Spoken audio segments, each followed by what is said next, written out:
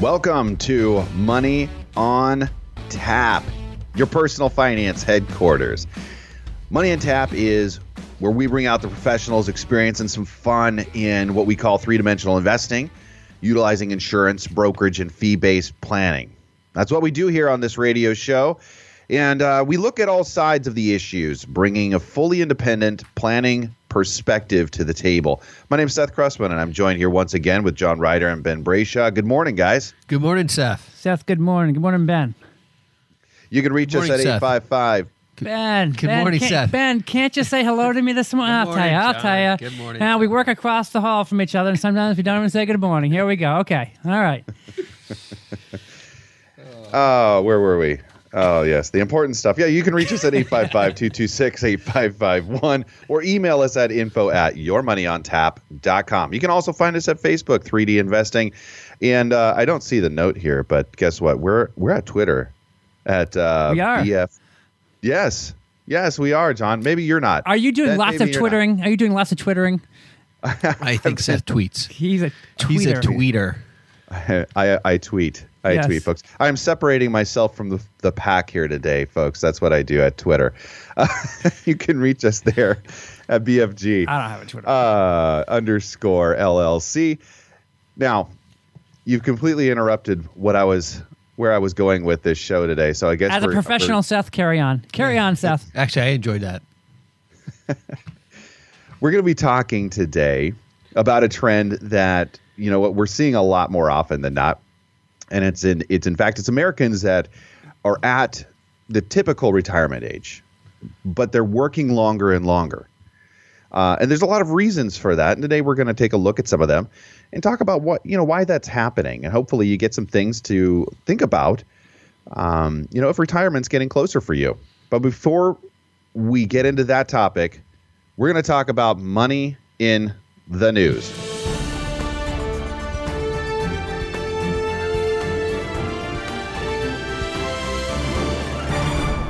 Absolutely. Seth, I'm looking forward to talking about that the topic of the day today, about keep on working. What, me?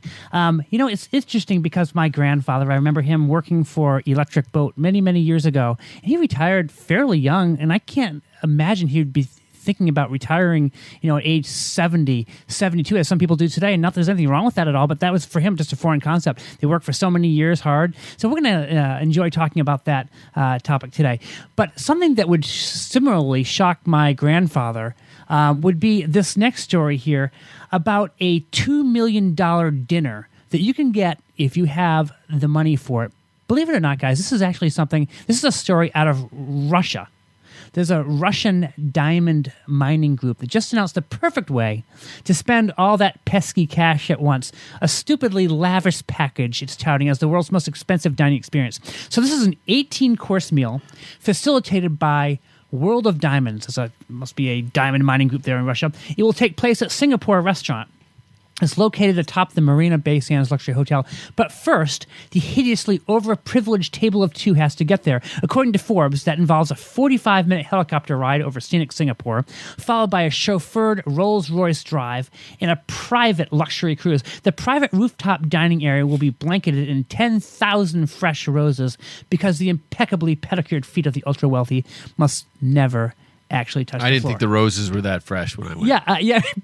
Ben doesn't remember quite that way. Maybe Ben got a discount there. Maybe Ben. I was thinking Ben kind of does things by Groupon sometimes. Maybe he got a Groupon. They threw out that frill. So, anyways, Forbes says this. They says that privileged diners will eat using diamond-studded chopsticks that have their names engraved in them, which seems like a very thoughtful touch, I think. It's a very nice thing that the Russian diamond mining company is doing. The menu will include classic rich people chow, such as caviar, wild salmon, oysters with champagne foam, and a boatload of rare or vintage wines, some as many as 55 years old. There's also some take-home swag in the form of one highly extravagant piece of jewelry, a 2.08 carat fancy vivid blue diamond ring. They claim that the ring itself is valued at $2 million, meaning whoever shells out the cash for this experience is basically getting the thoroughly over-the-top dinner experience gratis. Because if there's one thing the ultra-wealthy need more of, it's free stuff. Yeah, so I think that's not a bad deal if you think about it. It's $2 million and they're giving you a ring worth $2 million. Why wouldn't everyone do this? Why wouldn't Right. everyone do this if you had the cash available? It's a swap. Yeah. Yeah, It's a especially if when you get there, you're like, well, I've had better at Denny's. That's true. So I don't know. Sometimes in the show, and I was telling the guys, sometimes we bring these crazy stories to the table, and this is one of these crazy stories. Can't even imagine, but it's just somehow how some people roll, I guess. And not how I often roll. Occasionally, but we don't do this too often. My wife and I like to dine out, but I try to hold it back most of the time. But once in a while, we do something extravagant such as this. So. Oh man, John, you're so lucky. No, I think we've had this conversation before, but refresh my memory. What's the favorite place? Like when you go out on the town and you're like, hey, we really want to have just a nice night. It doesn't have to be like the over the top place that I sent you for your anniversary, Ben, but something nice. Well, we usually when we were really going to spring, it's usually like McDonald's or Wendy's around here. We don't have much. Yes, we don't have much out here now. Seth, it may be different out there. Five Guys. You took me out for Five Guys. That was pretty nice. Five Guys was Yes, good. that's pushing the envelope there, Seth, especially for you. That is for That's sure. got to be a real special occasion. Yes. Yeah. Yes. When I had the all you can eat peanut bar, I was like, I'm in. We didn't even get burgers. No, just sit me down with a bucket of. I'm an elephant, sit me down with a bucket of peanuts. I'm happy. Oh gosh. No, there's like a lot of good restaurants, but you really start getting good when you get into Boston. That's when you get you get the Italian restaurants that are really good, and we have certainly some good ones here in Manchester for sure. But so I was Spencer, my oldest 13-year-old, is sitting down and says, "Hey, Dad, watch this with me," the other day, and it was on Amazon, I think, and it was I wish I could remember what it was, but it was like a history of food. Started out at 1900s, and it was like they were featuring lunch, like what were people eating in the 1900s, and they brought us up to 2018 ish, where in that whole menu, kind of decade by decade, and the thing that was interesting is they're sitting this food in front of these kids, and they're getting their reactions. Like these are like 7-year-old kids that are getting sat down with. I think in the 1900s, what was popular for lunch was like a radish sandwich. oh my gosh, Yeah. our kids would starve today. And the kids are looking at these things going, what is this? But something that I learned that was interesting was about lobster. Apparently before 1950, lobster was like prison food. Oh wow. It was super, super cheap. And I can't remember what chef it was that kind of brought it up to the level of, shishi fare at the restaurants, right? But that's what happened. Did you know that? I did not know that. Well, something interesting the other day. I was in Portland, Maine. I was dropping my daughter off. She was hanging out with some friends for a week here. But let me tell you this. I stopped at this place called Elevation Burger. I don't know if you guys have ever heard of that before. And normally when I'm ordering from a menu, I'll pay attention to the prices and all. I just do.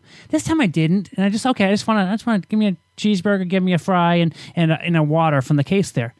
Guys, I ended up spending, and after she told me the price, I almost said, I'm not gonna do this. I cancel it. But $18. That's all it was. It was 3 items. I don't know what I was thinking or what, but $18. Usually, you can go into Five Guys and you're out of there for $10. But I guess when I went over to the water case, the water was Voss, VOSS, which is, I guess, Yeah, it was like expensive. a $10 water. Yeah, I guess that's probably what it was. But that was aggravating. That will not happen again.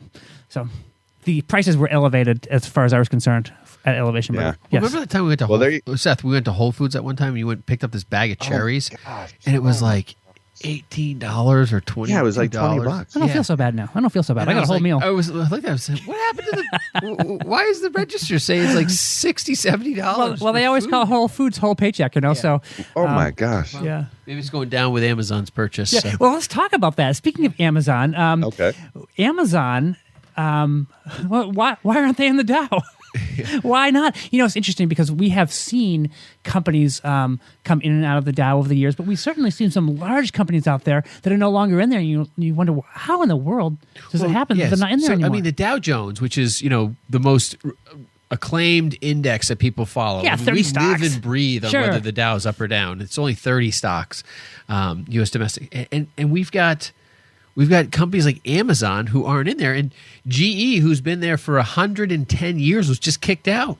Yeah, well, it all goes according to trend. Sometimes think about Kodak. Kodak was at one time in the Dow, a huge participant in the Dow, and now no longer there. But think about what's happened with Kodak over the years.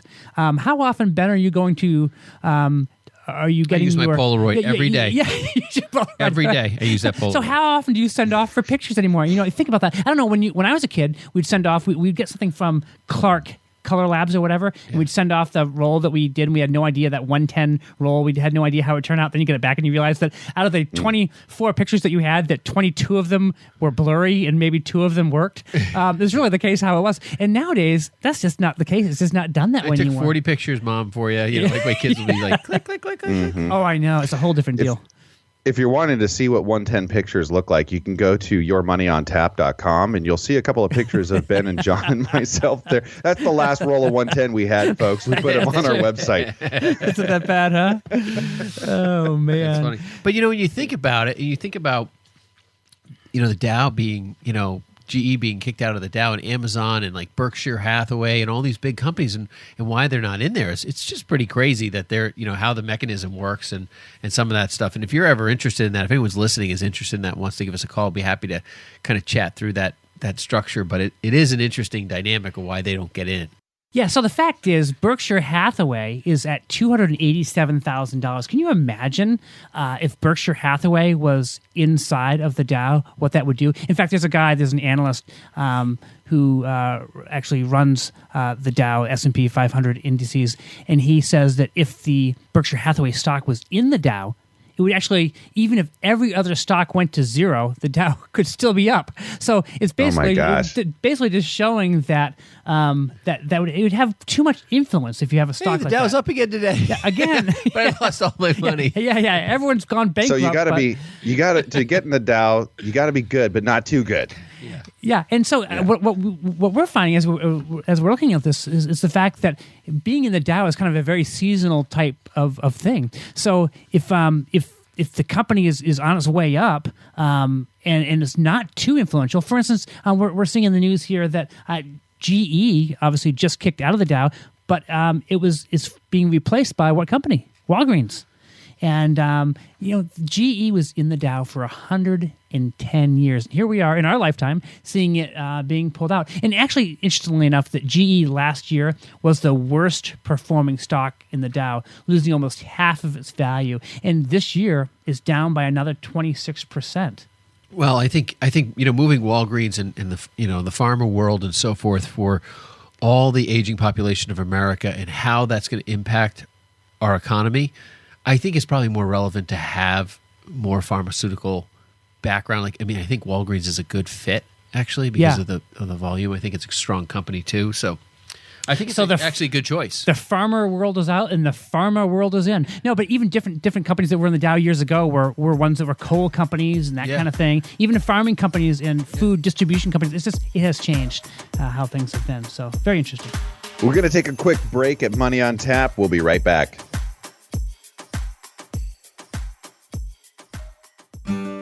Hi, my name is Seth Krussman, partner with Brayshaw Financial Group and one of the co-hosts of Money on Tap. One of the biggest concerns and largest expenses people face today is taxes. Without thoughtful planning, taxes can destroy future retirement dollars, eliminating the possibility of a timely retirement or dreams of what you want retirement to look like. If you're like most people, you're getting closer and closer to retirement, and you may be wondering if you're taking the right steps. Will my income be enough? Will rising taxes force me to give up my dreams? How does inflation factor into all of this? These are real concerns, and you're not alone. Putting a plan around your financial future is what we do. If you have questions when it comes to your financial security, and if you're looking for a personalized solution, contact us at Brayshaw Financial Group, 855-226-8551. It's time for you to start getting answers to your questions. Headquartered in Bedford, New Hampshire, Brayshaw Financial has offices across the country. We'd love the opportunity to show you how we can help. There's absolutely no cost or obligation to meet with us. Call us at 855-226-8551. 855-226-8551. More Money on Tap in just a moment. On today's Cliff Notes edition of Money on Tap, John Ryder explains the tax advantages of the Roth IRA.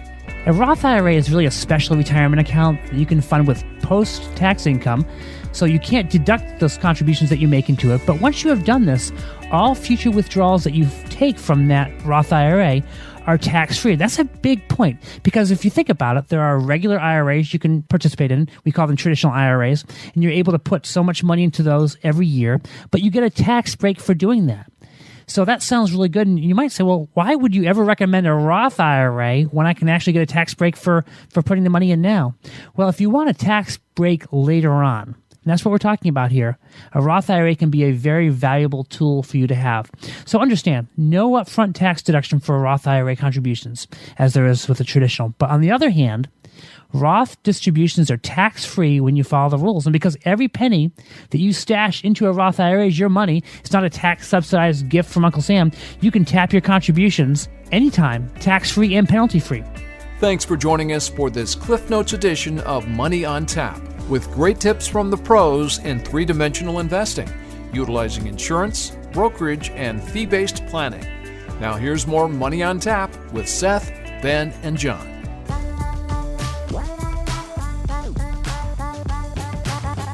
Welcome back. You're listening to Money on Tap. You can reach us at 855-226-8551 or email us at info@yourmoneyontap.com. You can also find us at Facebook /3D Investing.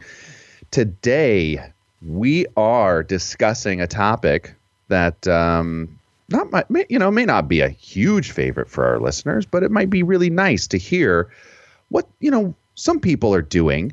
And it's delaying retirement. And we talk a lot about, how do we move up the retirement timeline? Right. Most of the time. Seth, we've had shows on that where we talk about, hey, if you want to retire early and we want to retire at 50, well, where should you be putting your money and that kind of thing. But this is kind of the other side of that topic. We talk to a lot of people, and probably more people than not, that are saying, you know what, man, maybe I'm not going to be retiring early. Maybe I want to stay working longer. And there may be a number of different reasons for that. Ben, I think we've discussed that in the past. That some people may not have the money. Some people may want to pass money on to kids more so. But there are definitely some reasons that people are looking to delay their retirement. Not always financial either. We often tell people when we're talking with people, we often will talk to people and ask them, hey, what are you planning on doing in retirement? And I'll tell you what, when you hear those answers like, well, I don't know, and there's no kind of clear definition of what they want to do, sometimes we'll even talk to people about, well, you know what? It may be wise to consider to keep on working. If you don't have a plan in retirement, that can be a very dangerous thing. As soon as you see people pick up a remote control, if they've been working, let's say, blue-collar jobs their whole life, and all of a sudden they retire and they're going to play golf and they're going to watch TV, there's a problem there. I mean, I don't think there's any. I mean, if that's something you want to do when you want to retire, sure, God bless you. That's feel free and enjoy it. But I think with John, if I'm understanding you correctly, I'm thinking of the depression I see in some people who work, and then just stop and they have nothing to do, and they lose kind of like purpose. Yes, and they don't keep their mind active, that kind of thing. So that can be certainly a major issue.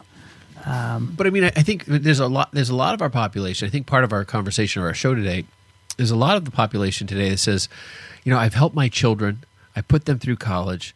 I haven't been able to put enough away for retirement. I kind of know that. I'm feeling a little trapped inside of that. And I don't mind working. I might even not mind working a little bit or trying something else out or doing, we meet people who want to go into some sort of like general missions and stuff, but they have paid positions in some of those. It's not highly paid, but it's still something, and then you feel like they've created a different purpose for their life. So I think, as we broach this subject, there's so many people that talk to us about retiring early or retiring on time, but there's some people who, I'm looking for some other options because I do want a specific type of retirement. I don't need it today. How can I get there? And we got some really cool figures and facts, I think, to share. Absolutely. In fact, I wanted to share this. According to a Pew Research Center poll, 9 million Americans 65 and older have full or part-time jobs, an increase of 6% from 2000 to 2016. So the question is, why are so many Americans delaying retirement. And I think there's several factors that play a role, including the economy. You got Social Security benefits, desire to continue working, and access to health insurance as well too. Yeah, one of the biggest factors that we see is the average life expectancy. Right. From 2013, research found that males are now living 3.8 years longer than they did in 1979. Now, that doesn't seem to be a lot. Like, when you say, 4 years, let's just round numbers. But overall, I mean, there's the average is moving higher. And so there's quite a few people that are pushing that number even higher. So what you have to realize with the way that the law of numbers works there, that you're going to have a lot of folks that are just living a lot longer. So when, in 1979 or 1980, when people were like, well, what's the average retirement age? When do you want to retire? And, well, when does Social Security start to pay me? That was usually right. That was the triggering factor there, right? Yeah, well, that's the study where two people over 65 married and so forth. Well, one of them's 25% likely to live to 100 or 99.6 years according to the Jackson National Survey. And we got corrected by that a while back, but it's 100. People are living to 100. People are living past 100. Mm-hmm. To so plan that means for that, when you hit 65, you got to plan for 35 years, maybe of more income. of one of you living. Wow, that's a lot of concern. So people are worried, and I think that's where some of the fear comes from. Is they hear about their friends, they're like, "Yeah, my parents are still alive, and they're 98 years old," and they're thinking to themselves, "Well, how are we going to provide for if one of us lives to 98? Because I wasn't planning on living to 98." Yeah.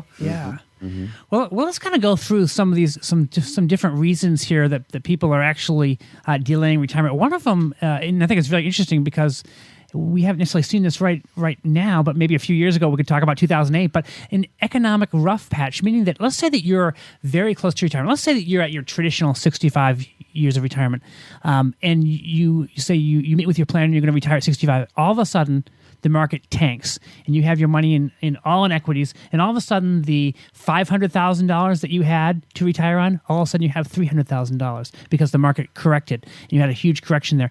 All of a sudden you've got to figure out how to create income from $300,000 that equals what it was going to be at the $500,000. That's pretty tough to do without taking crazy risks. And so that's one thing we're seeing. There's a 2014 Federal Reserve study found that 38% of households either do not plan to retire or plan to keep working as long as possible, with the highest percentages of families making less than $40,000 a year, aligning with 29% of those surveyed who indicated they're unable to afford contributions to a retirement plan. So when the economy takes a downturn, many people become late savers, or they can't really afford to save anymore.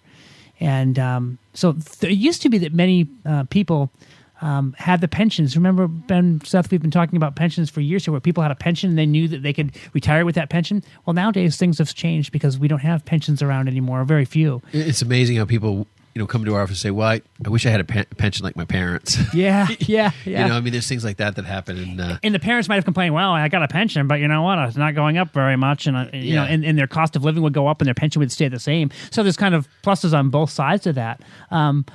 But now the fact is that when it comes to pensions, they're not around, and people are required to save on their own. I'm stuck back on something I said here a little bit ago, which was the law of numbers.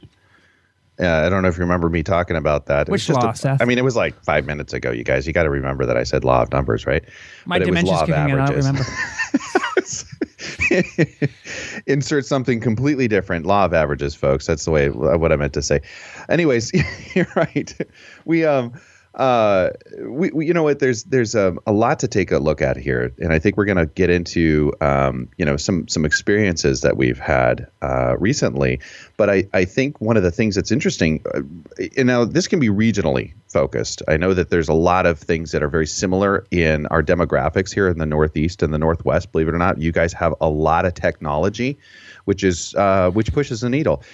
When I think of New England, I think of what do I think of first? I think of sports, right? I mean, that's probably the winning first thing. Sports teams, Seth. That's what you think about, don't you? I think of America's winningest population. Yes, thank you. Area. Winners. Yeah. So why wouldn't tech companies want to, be there and be involved? But there's a lot of that. in the Northeast, as well as, I mean, in Portland, Oregon, I mean, there's, people think of, maybe Nike, but Intel right here is in Hillsborough is what a lot of our population revolves around. Yeah. And one of the things that Intel really likes to do is what we call young it up. You guys familiar with what I mean by, No. when they kind of come through and they're like, oh, well, you've been with the company for 20 years. Oh. And maybe we can kind of move you on with this package and you can go figure something else to do. Or and we'll bring in kind of the younger new generation of Intel. So we've seen that multiple times.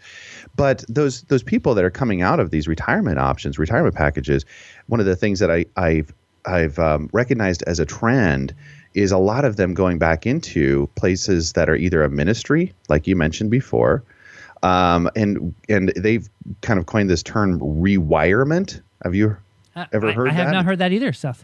It's not retiring; they're rewiring their lives, and maybe that's a tech thing. I don't know. But anyways, the point being is that there's so much that they want to do and they want to accomplish. Is that they're just kind of looking at this as like, well, this has been part of my journey, and what's this next part of my journey going to look like? And there can be a lot of options to explore. It doesn't necessarily have to, people don't have. I think the challenge for people in this is that they feel like maybe they're going to be pushed into a segment of society that they're no longer contributing, in that workforce, and that can be one of the mental challenges that they have is looking at their opportunities and saying, what is it that people are willing to pay me to do, but what is it that I would like to do that I can find a place for myself in this kind of an organization, and being purposeful in that instead of being kind of handed whatever the option is out there. Does that make sense? Where I'm kind of going with that? John looks plenty confused, and that's okay, folks. I do this all the time, so don't worry. No, I think everyone wants to find purpose. I think everyone wants to have purpose in life. I think those are things that, we have longings for. And I think, just because you retire, it just doesn't end. It just doesn't stop. And people feel that's where I have literally had clients in the past who have retired for a year or two and then died. I mean, like perfectly healthy. Yeah. And then, the retiring just, they just got depressed and their just body started shutting down. They lost their purpose. I think, I don't think anyone should stop. I mean, I don't think anyone should stop working. And what I mean by clarifying that is that I don't think life should stop having work is good. Like there's a part of work that's good, but it doesn't mean you need to be, if you're an IT programmer, that you need to still be doing IT work. I had an uncle who he drove a tractor trailer in New York City every day. I mean, I'm probably the most miserable place to drive a tractor trailer in the world is New York City. But he did it every day, and he provided for his family. As soon as he was done working in that job, he went down south to Virginia, and he started working at it wasn't UVA, it was Virginia Tech, and he started working in the horticultural department, and because he loved plants, and I think he made a few bucks an hour or whatever, but he loved that. They would say, hey, come in for 20 hours a week, whatever. He was there for 30, 40 hours working with students. And man, I never saw somebody so engaged and love that. And he did that for all of his retirement years. Yeah. You know? So I don't think anyone should stop working, because without work, you don't you lose a little bit of purpose. I have seen so many people find really super fulfilling things after their primary income job is over. Yeah, no, for sure. So basically what we're seeing here is that people are delaying retirement because of economic uncertainty out there, and because maybe they took a big hit on their income because of what happened with the stock market. But there's also another reason that folks are delaying retirement, and that's because Social Security, they need to maximize that Social Security. And obviously things are changing with Social Security. If you're paying attention at all, you'll notice that your Social Security statement that you get talks about how that the longer that you wait to get it, the more you're going to get. And some people just decide, you know what? Hey, I don't want to take retirement age 62. I'm going to wait until full retirement, maybe till I hit 66, 67 years old. And even as we get older here, we're going to see our retirement move further. So it might be 70 that you have to. So some people, if they're wanting to get that maximum Social Security benefit, they say, you know what? I'm going to hold on and I'm going to wait until I've maximized my Social Security. But not only that, there are some types of investment vehicles out there, and we actually work with these types of investment vehicles that the longer you wait and the longer you have that money sitting in that retirement vehicle, hey, the higher income you can expect from that type of investment. Yeah, that can be a popular thing to wait. Yeah, and that's a lot of what people come in. They like, hey, my parents had the pension. I want a pension. I wish I had a pension. We can create some pension-like investment programs for people that can go along with Social Security well. And we love that foundational story for people. The traditional investment story we do all day long, but creating some relevance of safety, some feelings of underlying protection of assets, creating that income stability. Those are the types of things that a lot of people are looking for, and that I have found has created fear in people deciding when they can retire. Yeah. It's not knowing that they have any sort of stability underneath their retirement. They're all scared of 2008 again. Yeah, some of the benefits certainly outweigh the fears here, and that's one of the things that I think is really in the background for a lot of people is trying to recognize in themselves, like, what is it that's driving me? What is my motivation, and is it going to truly accomplish a goal? And I think that's the thing in planning that we really try to establish is will our activity, whatever that might be, if it's a savings, if it's a rate, if it's a placement of a product, or utilizing some kind of a tool that we have in our resources available to us, what is it going to accomplish? And I think that's good for people to have that understanding before it is that they shift gears or they transition from one thing to another. You know what? We're going to take a quick break here at Money on Tap. We'll be right back.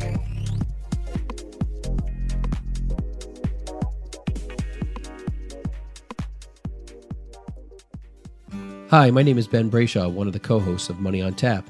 If you have questions when it comes to your retirement and are looking for a personalized solution, contact us at Brayshaw Financial Group. In today's volatile stock market, we can help you plan to find your successful retirement solution. Am I saving enough? Am I saving into the right places? Do my investments match my appetite for risk? Do I have a tax strategy that is going to help me keep more of what I earn? How can I maximize my Social Security income? If you are like most people, you are getting closer and closer to your retirement and may be wondering if you're taking the right steps. If you're in retirement, you may be wondering, am I maximizing my income while preserving my estate and caring for my family?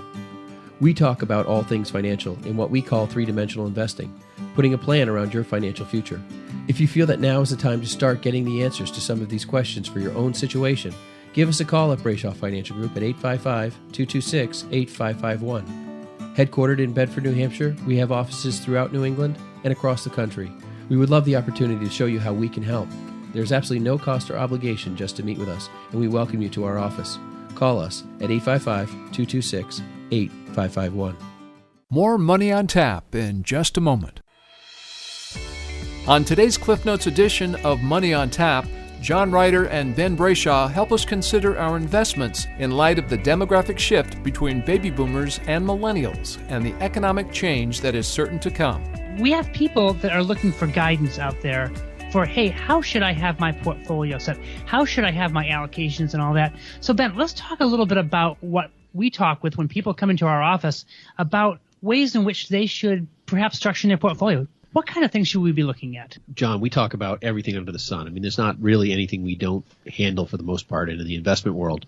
But it doesn't mean you have to take a huge amount of risk in this world to actually make money because of this demographic shift. I think that's the real story that exists out there, and people aren't really giving it the credit and the validity that it needs. And we talk to people all the time saying the baby boomers are coming through buying up yield-producing, dividend-producing assets. Those things are going to rise in value as the demand for them increases. We're at the front end of this tidal wave. This is an opportunity to take advantage of those yielding assets if you know what you're doing, because you can probably take less risk and potentially see better returns. Because of that shift, because of that tidal wave, because of the demand for income-producing assets by people who are retiring, because that's what they need is income. Now, at the end of the day, though, it may not be true. It may not work. because you have the millennials coming through. And that's a whole nother swing. So you've got these polar opposites, that ping pong table going on between those two age brackets. Now, at the end of the day, those people are going to be spending, the baby boomers are going to be spending, and where they're going to be spending is not exactly the same kind of thing, but it could be. There could be some similar overlaps. But I think ultimately, kind of the traditional stock market investments where you have a certain amount of risky stuff and not so risky and real conservative and all that kind of generic malarkey, I think it has come down to that because the old story no longer fits the current demographic swing. So it's not like it always was. Times are changing. Yeah, times are changing. You know, you think about, was it Lee Iacocca when he created all the different cars moving with the baby boomers? Why was he so successful? He made the minivan and all the different vehicles. I remember seeing a story about him and how he went through that, and he just kept meeting the desires of that age bracket. Age brackets coming through now, they're looking for income.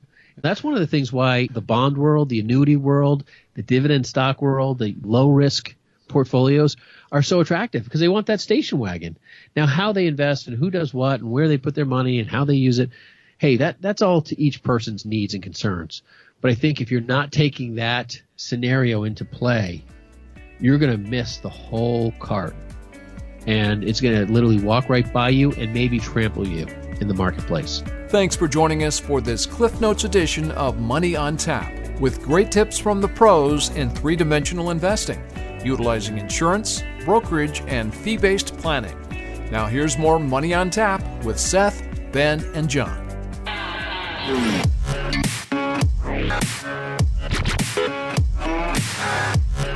Welcome back. You're listening to Money on Tap, your personal finance headquarters, where we bring out the professionals' experience and some fun in what we call three-dimensional investing, utilizing insurance, brokerage, and fee-based planning. You can reach us at 855-226-8551 or email us at info@yourmoneyontap.com. Now, we're talking about a topic today, if you're just joining us, which we're kind of going to get back into, which is delaying retirement. We'll just get it out there. Rip the Band-Aid off, folks. There it is. Some people are doing it. And you know what? It's not for a lot of people. It's not necessarily that there's been, an economy that has slowed down or, there's been a lack of savings that has prolonged the working and environment. For a lot of people, they love what they do. Right. They're not ready. I think there's a little bit of the stigma that's been, the Band-Aid of the stigma has been pulled off. Oh, you're working in retirement. People are starting to realize that there's a lot more in value to working during retirement. Yeah, so the fact is there may be people that are maybe worked for a company for a long, long time, and now maybe they retired from that company, or maybe they even got laid off, and maybe they're now consulting. I have a friend of mine who worked for a hospital for almost 30 years here in New Hampshire, and he got laid off at 29 years and 6 months, and he went and started his own consulting company afterwards, and he loves it. He couldn't imagine going back to his regular day job. He's making more money. He's enjoying it more. Yeah. So when it comes to the workplace and enjoying the work and the stigma and the Band-Aid being ripped off, there is something to that is changing in our society as an acceptable practice, because there was a lot of we have friends and they still have to work because they don't have enough money, but that's not what people think anymore, which is pretty cool, and that's not been the case for quite a while.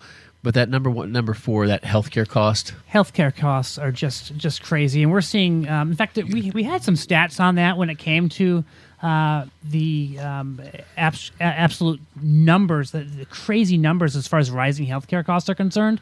Ben, you were reading something the other day that was talking about if you're age 65, if a couple's age 65, they can expect to spend $280,000 on their medical care over the rest of their lives. This is according to Fidelity Investments.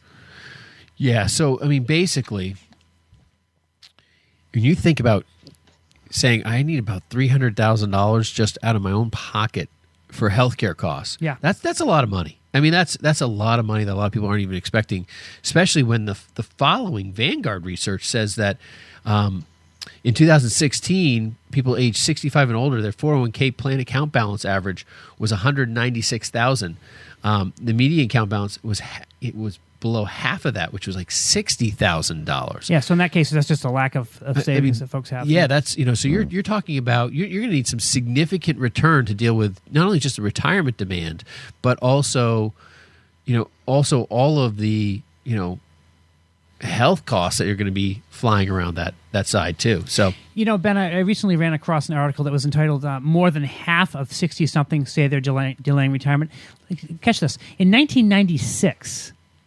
Less than 46% of people aged 60 to 64 were working. So think about that. In 1996, less than 46% of people aged 60 to 64 were working. In 2016, that share stood at 56%. And then what experts are predicting is that in 2026, it's expected to reach almost 60%. So that's a major, major, major difference. So despite the fact that we've had very nice gains in the stock market over the last 9 years and the positive impact that's had on American savings, more than half of workers over age 60 said they're putting off retirement. That's what the new survey says. Which is not a big deal. I mean, when you look at, did you go through this right here? When you're 75 and older? Yeah. Go through that, yeah. Yeah, so I mean, 75 and older, right? The projection right now, so 75 and older working in 1996 was 4.7%. In 2016, it almost doubled. It was at 8.4%, and they're projecting to go well over 10% in the next 10 years. That's crazy. Yeah. 75 and older. Now, I think 65 to 69 is a really critical area. So to give people an idea, basically in 2006, 30% of people, or actually 1996, 21.9%. So 22% of people over 65 were working. In 2006, 30%, roughly 29% were working. And then in 2016, we're up to 32%. And they're expecting that to grow another 4% in the next 10 years. These numbers are continuing to increase. In the 70 to 74 realm, you really see a jump. You'll see a doubling between 1996 and the projected 2026. You see it go from 12.5% to 22.7%. That's just a major jump. Jump. That's huge. And all this Harris poll information is really interesting. And I think it really, there's some of this stuff is skewed naturally because the demographic change is happening. Sure, that shift we've been talking about. Yeah, we have 120 million Americans going to be over 65 in the next 20 years. So there's a lot of demand for things. But there's a lot of trades that don't have the youth and experience there available. So some of the older people who have some of this really good experience, who are still willing to work or interested in work, it's probably going to help us through a lot of hard times for the demand and need that people have for services. Absolutely. Seth, you sent me an article, this was a few weeks ago, that I thought was interesting. Once in a while, Seth will send me an article that I just find interesting. The one that you sent me... not often. Not often, but this I hear it's not often, John. This was a CNBC article. Yeah, once in a while. I see 10 articles come from Seth, I throw 9 of them away. But this one here I saved 9. Like 25 and you keep 1. Okay. But the article was kind of different than what most financial planners would recommend. And the article was entitled, this is from CNBC, on June 24th in 2018, it says, "Forget saving more, try working longer." And the author on this, Jessica Dickler, Sharon Epperson, wrote, "When it comes to retirement savings, many nest eggs fall short. However, that doesn't mean that you can't retire as planned. In a trade-off between working longer or saving more, a recent report found that delaying retirement for just 3 to 6 months has the same impact as savings 1% more of your salary over 30 years. That's crazy to me. Okay.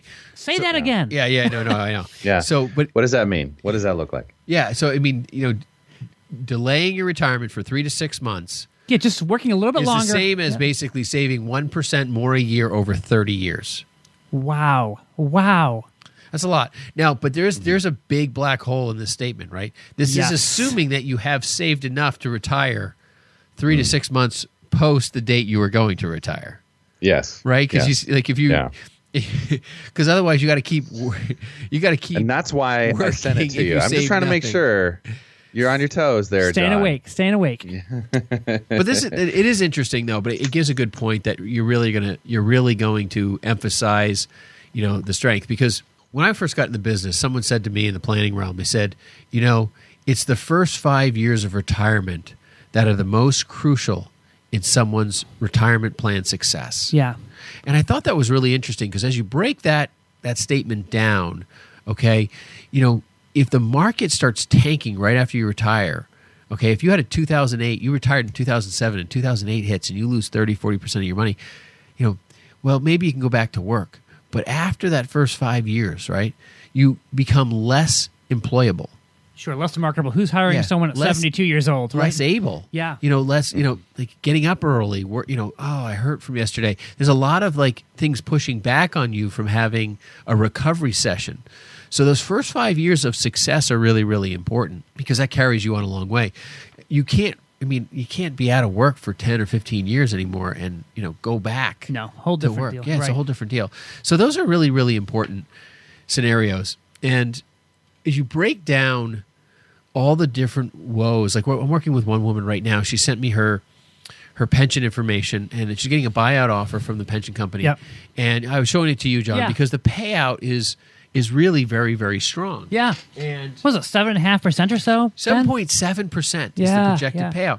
And that's unheard of these days. That's actually really good. And I want to just read the language to this stuff because it's a little scary when you're getting this stuff, and I understand why. It says the lump sum payment amount, joint and survivor annuity amounts in certain continuous annuity amounts below are based on current interest rates and actuarial factors that may vary from those used to calculate benefits commencing in future years. So if actuarial, what ifs. So if actuarial tables shift as they do, and they could be using some old actuarial tables there, maybe they're going to have. Who knows? I mean, it's just. Well, then remember, John, we had someone come in with the state of New Hampshire retirement system. Yeah, and the payout was like less than 2%. Yeah, it was terrible. It was horrible, and it was nothing that was projected to them years and years and years prior. No, and we were able to actually show on that with that one particular client, we were able to actually show her where we could actually even more than double her income with some guaranteed type of products that we're using. So I mean, it was just interesting how using annuities compared, but these pension tables are all over the place, and the doubts that are written into the paperwork. Like she called me and she said, I don't know what they're going to really pay me. I can't match 7.7%. No, not in a guarantee scenario. But they're not guaranteeing it either. Right, because of their language in there. Yeah. It sounds really good, but in fact, I think the payment that they were able to offer her was really a lot higher than you were able to offer her. But there's a lot of unknowns there, right? Yeah, exactly. So I mean, so it's breaking this stuff down is really, really hard for people in retirement, and going through this whole saving more, working longer. These types of fears, these types of concerns, they require some help. Right, in just trying to figure out what the balance is. Yeah, do I retire now? Do I maybe even get a part-time job? Seth, we're seeing a lot of people in the industry right now that are coming to us that are actually taking part-time work on. Hey, they're done with the full 40-hour, 45-hour a week deal where they're driving, half an hour, 45 minutes into a job, and maybe they're getting a local job that's just taking care of some of their base income and just working. It could be a Home Depot, it could be who knows, some kind of consulting. I've had some clients. I've had some clients come in and say things of the nature, I really love what I do, and I don't really want to stop until I absolutely have to. And honestly, if we can figure out how to maximize these assets for my kids, I have one child who has special needs, or I have this scenario. I'm concerned for my grandkids' college education. My other child is they're off donating their time in some sort of missions work, and I want to make sure that their family is able to retire because I don't need to right now. There's a lot of people who have passions about accomplishing things with money that they saved, well-intentioned for themselves, but think, hey, we don't need it. We had a woman come into our office and she said, I have all this money. I don't know what to do with it. And, we've been investing it for years. It's grown and it's grown and it's grown. She's like, hey, listen, I don't need any of this money. I mean, you're doing a great job with it. We're really happy with everything. What do I do? And so we started doing some planning around really amplifying the estate and, intentionally creating beneficiaries and really having her work through that process. It was really exciting for her. And that creates fulfillment for her because, she saved over all these years, and the fact that she's actually able to spread that the savings that she's done out over the years and to put it where she wants to put it. It's really a powerful thing. And the magnification we were able to accomplish with a couple of special scenarios was really cool. And so there's a lot of reasons why people just continue to work, and that's okay. And this is why we love what we do here as financial planners here at Brayshaw Financial Group. We have the opportunity to be able to help people make major differences when it comes to their retirement, when it comes to planning for kids' college, when it comes to all those sorts of things. So we are grateful for the opportunity that we have with you guys each and every week. And we're hoping John retires early. Yes, I'm going to probably take an early retirement package here in the next week or two. So thank you. We covered a lot of ground here today, and maybe you're listening to this show and it's making a lot of sense for you to take a closer look at your situation. And, perhaps you've been putting off the meeting that you need to have when it comes to your retirement. In that case, we'd love to sit down with you and discuss putting a plan together for you. When it comes to your retirement planning, we find that taking a positive and proactive approach really creates better results than what we call reactionary planning. That's going to do it for us here at Money on Tap today. You can reach us at 855-226-8551 or email us at info@yourmoneyontap.com. You can also find us at Facebook, and it's been a lot of fun. Great topic, you guys. Have a great one. Hello, my name is John Ryder, a partner with Brayshaw Financial Group and one of the co-hosts of Money on Tap. 10,000 Americans are turning 65 every day, and planning a successful retirement today is more challenging than ever, with a roller coaster stock market, political and economic uncertainty, and so many unknowns when it comes to the escalating costs of healthcare. Let us show you how we utilize the 3D method of investing, utilizing insurance, brokerage, and fee-based planning. Using our experience, let us help you plan for a successful retirement. Now is the right time to start getting help. Give us a call at Brayshaw Financial Group at 855-226-8551. Headquartered in Bedford, New Hampshire, we have offices across the country. We would love the opportunity to meet with you. There's absolutely no cost or obligation to meet with us, and we welcome you to our offices. Call 855-226-8551 today. On this edition of Money on Tap, a runner alone in a long-distance relay race. That's how Ben Brayshaw describes the feelings of many people who are dealing with investments and retirement. Usually no one really around you, and you're running by yourself, and it's like 6-8 miles. You're waiting for the big marker to come up to point you to go a different direction. You're like, am I on the right road? Am I going the right direction? It's all dark around me, and I'm not sure. I'm alone in this space. Yeah, this is how a lot of people feel in this world about their investments and their retirement. They feel like they're running on a pitch black road. They think they're going in the right direction. They're pretty sure. They're not exactly aware of where to stop and ask for help. This is where people like us come alongside, and we bring a lot of light with us. When you have a planner, you have someone like in the conversation I had today, it's bringing all those pieces together because you have this 401k or whatever retirement plan you have at work. Then you have your home, and then you have some other assets outside of that. You're basically trying to funnel that all into this one item called retirement. And I think ultimately most planners, most firms just look at the assets outside your home and outside your 401k, and those are the two largest assets.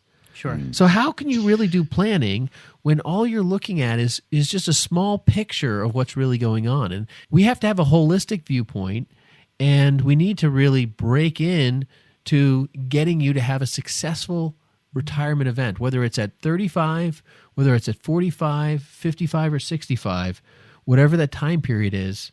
That's where you have to have your trajectory set and ready to go and get the help. Stay that course. Yeah. Thanks for joining us for this Cliff Notes edition of Money on Tap, with great tips from the pros in three-dimensional investing, utilizing insurance, brokerage, and fee-based planning. The views expressed are not necessarily the opinion of this radio station and should not be construed directly or indirectly as an offer to buy or sell any securities mentioned herein. Investing is subject to risks, including loss of principal invested. No strategy, product, material, or tool mentioned can assure a profit nor protect against loss. Please note that individual situations can vary. Therefore, the information, products, materials, or tools mentioned should be relied upon when coordinated with individual professional advice. Past performance is not a guarantee of future results. yields. This show may be subsidized in whole or in part by a product sponsor or issuer. Securities and advisory services offered through SagePoint Financial Incorporated, member FINRA SIPC, and a registered investment advisor. All other services offered through Brayshaw Financial Group LLC are independent of SagePoint Financial. SagePoint Financial and Brayshaw Financial Group do not provide tax or legal advice. Main office is located at 116 South River Road, Bedford, New Hampshire, 03110, and can be reached at toll-free 855-226-8551.